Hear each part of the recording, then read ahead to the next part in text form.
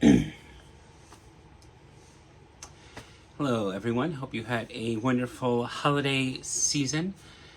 Have a new batch of videos that I am filming all together to do like another little series. I just wanted to say the responses I've gotten for all of the pickup videos and just the videos in general from last year with me coming back, I am so very appreciative of. Thank you so much. I have quite a bit planned for my thoughts with what I wanted to do with this channel for this year. But what I wanted to do is, it's January, so let's talk about music from last year.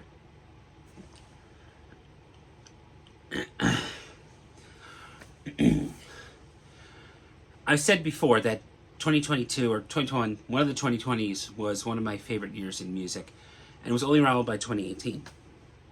Well, 2024 actually had some really solid music come out.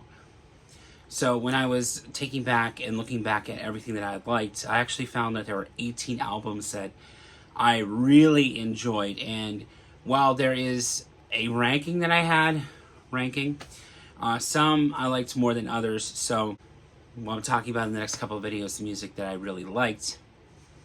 Any of these could be really number one, but really the top three are kind of tied for first, if I'm being honest. So this video, I had about, like I said, I have about 18 that I want to talk about. So this video here is going to serve for, I have some notes over here, 18 to 10.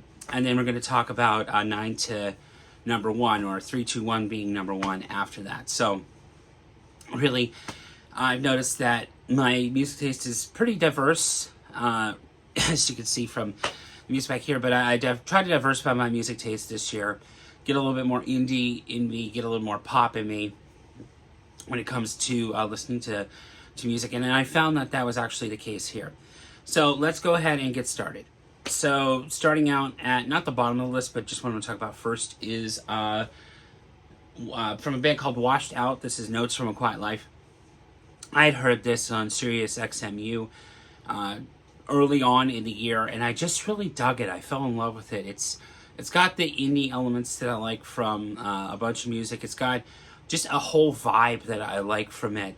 The lead single from the album is something that I really enjoyed, and that's probably what I listen to the most. And when I go into, my favorite songs from this year, that's going to make a presence on there. And just overall, the general vibe of this album, the indie, just cool vibe that I get from it is just awesome. The way I process music, the way I listen to music is, how do I feel throughout the entire song? Lyrics are important to me, as well as the hooks, the melodies, all parts of that music. And this one just gave me a vibe that I really, really enjoyed. And I didn't revisit it as much as some of the other albums that I'm going to be talking about, but I revisited it enough and listened to it enough that I feel like it was justified for me to put it on my list. The next one I had found when I was on a live stream with 8 Vinyl Low, Emma. I will link her channel down in the description below, but there was some discussion in some of the live chat comments that had come in, and I had checked out 2 albums from that live stream, one from Emma and one from another commenter. And so this is one that I had found out. This is going to be Div, or D-I-I-V, however you pronounce this, Frog in Boiling Water. And this was really, I love music that's interesting listens, and something that I could sink my teeth into. And this is something that absolutely I could sink my teeth into. When I was listening to it and just getting the whole vibe of it and just feeling through the music, it was great. Just the way the guitars and everything were laid out, I really, really enjoyed it. And one of the songs, of course, is going to make my top list. And when we go into actually the songs that I liked, I will put a bunch of them in a playlist, but that's going to be when I actually release that songs video, because unlike full albums, there were a whole bunch of singles and other songs that came out that I really, really, really enjoyed. So while there were others on this list that I enjoyed a little bit more, again, if it's lower on the list, I didn't get too much time to kind of fully go through it like I normally do when it comes to something like this. So really, I just enjoyed overall the feeling of it, and just the distortion on the guitars, and just everything about the vibes that I got from that album was really, really awesome. Coming in at number 16, Tori Kelly. This is her album Tori plus a little more. So I don't know if I've ever talked about Tori Kelly on this channel, but I struggle a little bit with modern R&B, hip hop, and rap. But Tori Kelly is one of those exceptions that I just really, really dig what she brings to music and the sensibilities that she brings to that genre.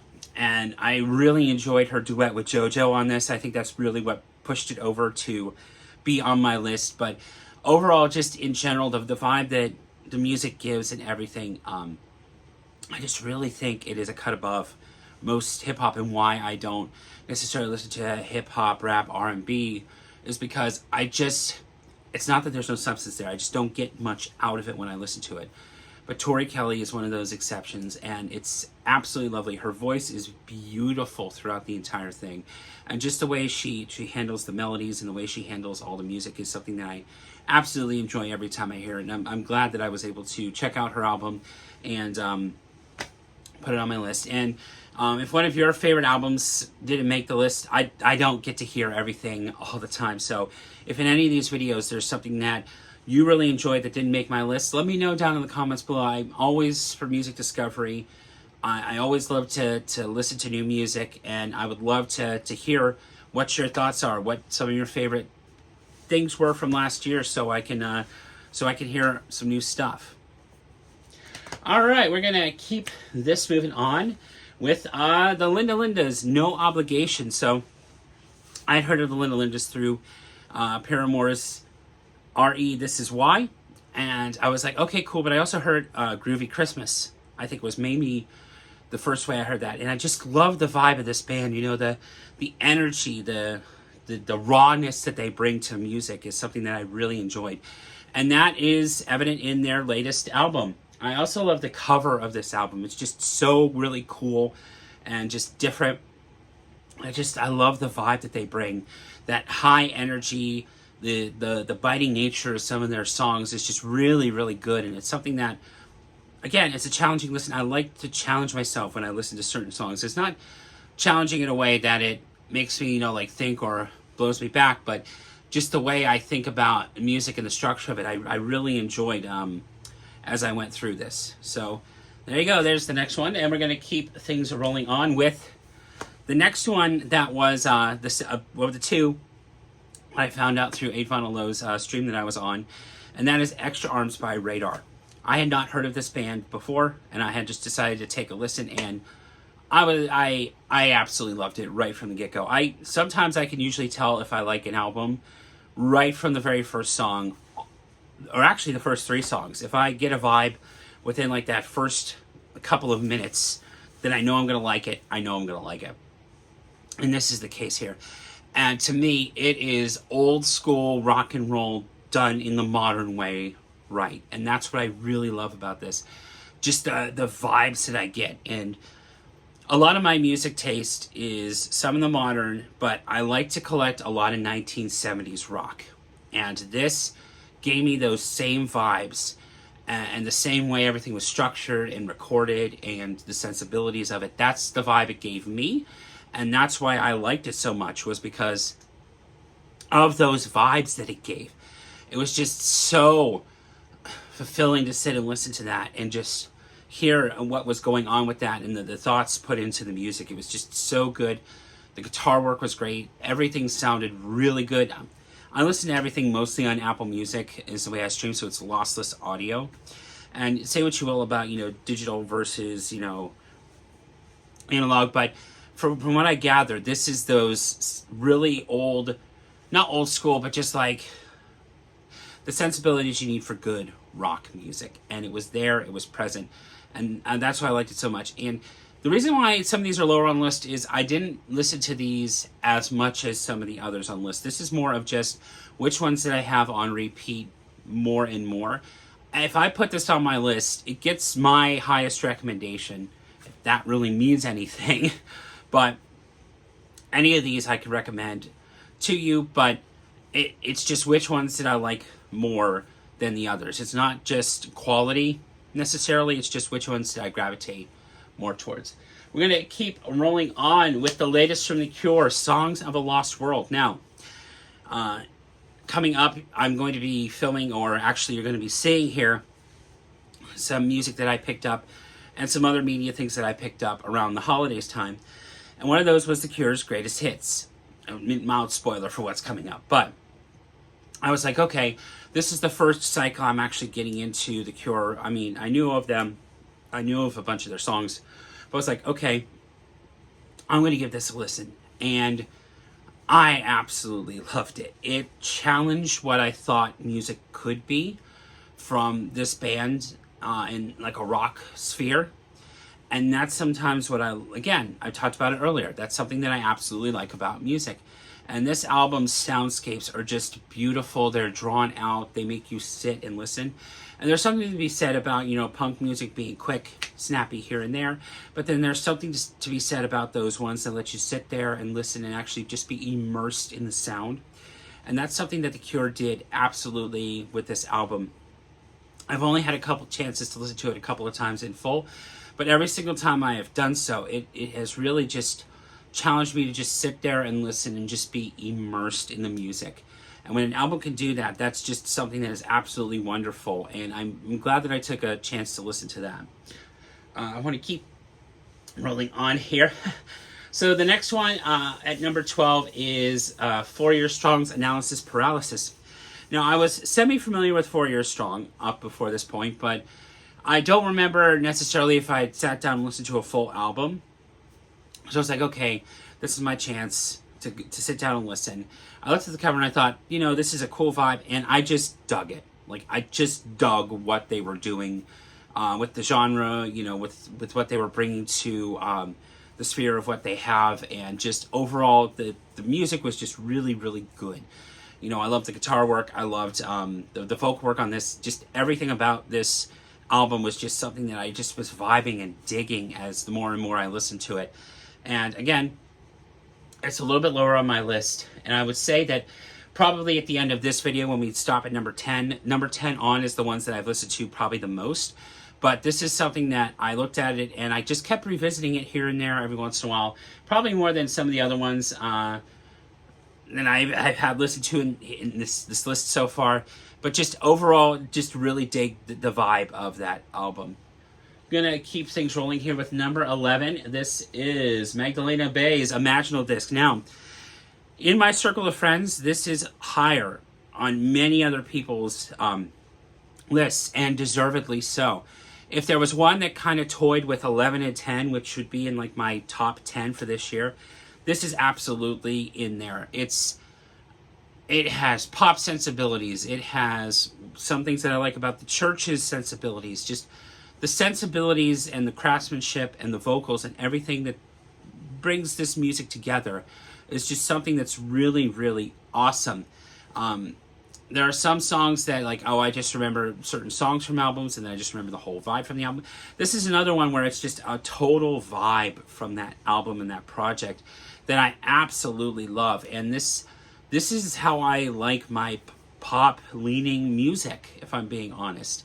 Because there's sugar pop and then there's sensible pop, if that makes any sense. And this is more of that, when it has that vibe and the good vocal performances and just the craftsmanship of the music. When it hits right, it just hits right, and that's what's showing up here.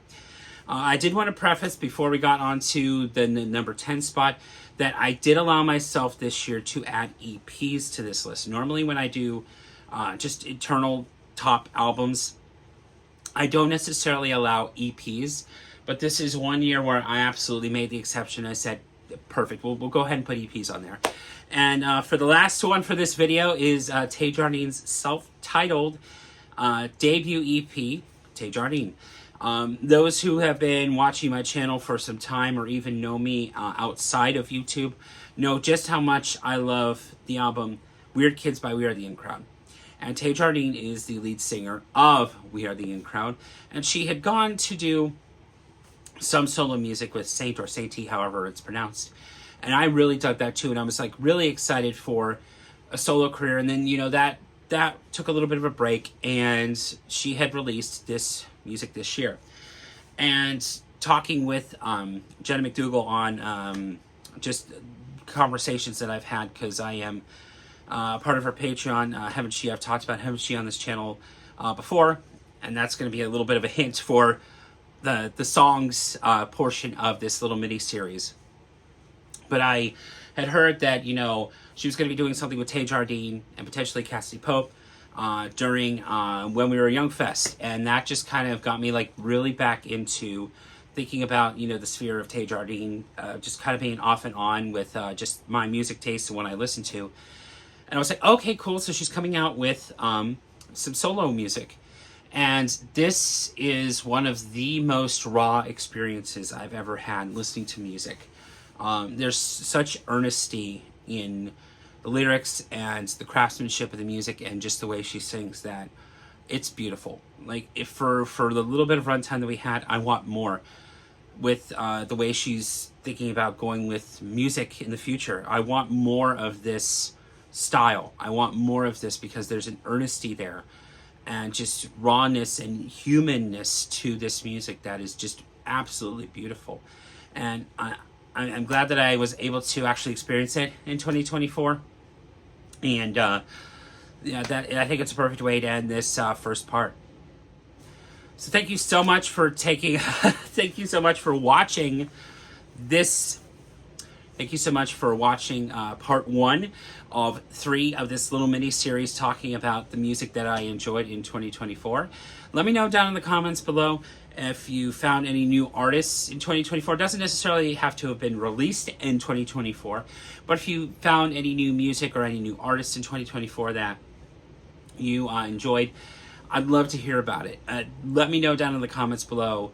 I've seen some really good responses during my my miniseries, and I want to continue that conversation. So let me know down in the comments below what you think, and I will see you in the next video where I talk about, this is going to be part 2, which is 9 to 1 of my favorite albums from last year.